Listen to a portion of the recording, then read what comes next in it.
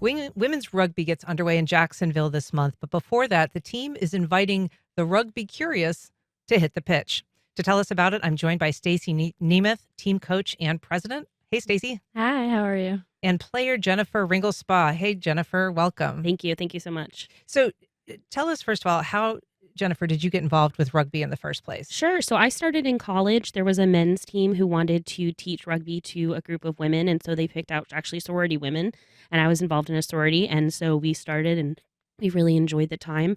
But we said, okay, touch rugby is fine. You know, it's a touch, it's a different version. You just touch and then the ball ends. But we decided we wanted to do this for real. So we ended up starting a team that fall. And then when I moved to Jacksonville, I immediately reached out to the team here and said, hey, I'm here. Is there a team? I'd love to join. I'm going to say that most people don't usually think of sorority girls as being the foundation of like a rugby team. Yeah, yeah, it was definitely a different experience. And traveling to other teams, they were like, "Oh, you're the sorority rugby team," because everyone on the team was sorority women at that point. So what was the appeal?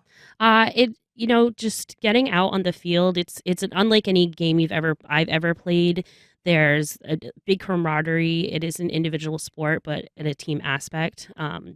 You are really fighting for each other on the team. You're protecting each other. So if someone gets tackled, you immediately have to get over them and protect them from the other team to try and get that ball. So that like camaraderie aspect was the biggest draw for me. Stacey, she describes it as kind of an individual sport with a team element. I mean, how does that work? And what is the individual component? So every position on rugby, it requires a different type of skill, body type, or anything like that. So we say rugby is for everyone. We'll always find a position for you.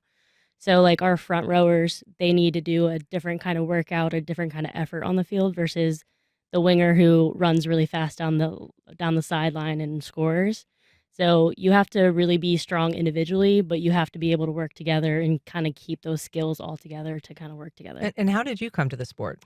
So I played sports my whole life. Unfortunately, after high school, I didn't have a sport to play, and I was at college. I went to a local restaurant, and the president at the time looked at me wearing a soccer shirt and says, "Hey, you should keep coming, keep playing." Kept emailing me until I was like, you know what, I'm just gonna go. I'm gonna check it out, and then I was stuck ever since. So And you talk about not having an opportunity after school. There does seem to be this, a lot of women athletes lose the opportunity because there just isn't maybe at the semi-pro or pro level those same sports. yeah, and it really depends on the level you want.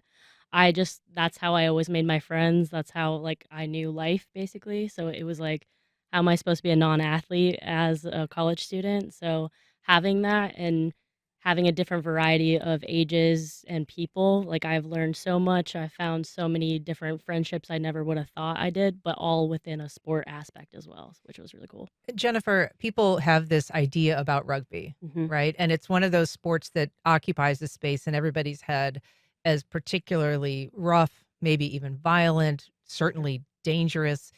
Did all of those things, did you come to the sport with all of those same preconceptions? I actually had no idea what rugby was, and which is kind of bad because I grew up in New England, which has a huge rugby community.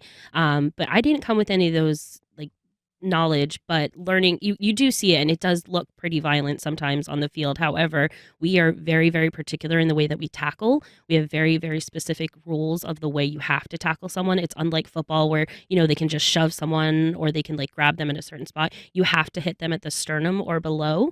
And if you hit them any higher, you can actually get a penalty and an infraction on the field. So I mean, we're getting hit in the sternum still doesn't sound like a ton it- of fun, yeah, right? it's not that bad.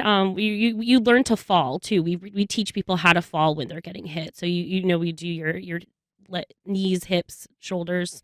That's the way we teach people how to fall. Uh-huh. So, I mean, I hear you say it's for everyone, but in some ways that really doesn't sound like for everyone, right? Oh no, it's every position on the field. There's a certain body aspect that you need. So our props, I'm a prop, so typically we're the bigger people on the field. They're usually the more muscular. We have a very specific role. We have a thing called a scrum, which when a penalty happens, we have to essentially shove against each other. It's typically you see that in some rugby highlights. Scrums are very popular. Versus a winger, they're usually the smaller and fast people. So literally any body type is accepted on the field. So, Stacey, there have been some breakthroughs for rugby and women's rugby. The World Cup in New Zealand is going to break some engagement and viewership records. There's also a women's rugby team that took a medal in Paris for the first time ever in the Olympics. So that was kind of a high profile showcase. More recently, one of the players sort of went viral for her participation in a Sports Illustrated shoot. So tell us a little bit about Alona Mar and kind of what she symbolizes for women's rugby. She's just an amazing person and athlete. Like, I think TikTok really set her off. Her content made people who didn't know rugby kind of connect more and then ask more questions about rugby and just make them curious. We always had watch parties to watch them. We encouraged all of our friends and family and fans to watch. But that was an amazing game, and we were so excited. I think we were all freaking out in our little group chat when they did.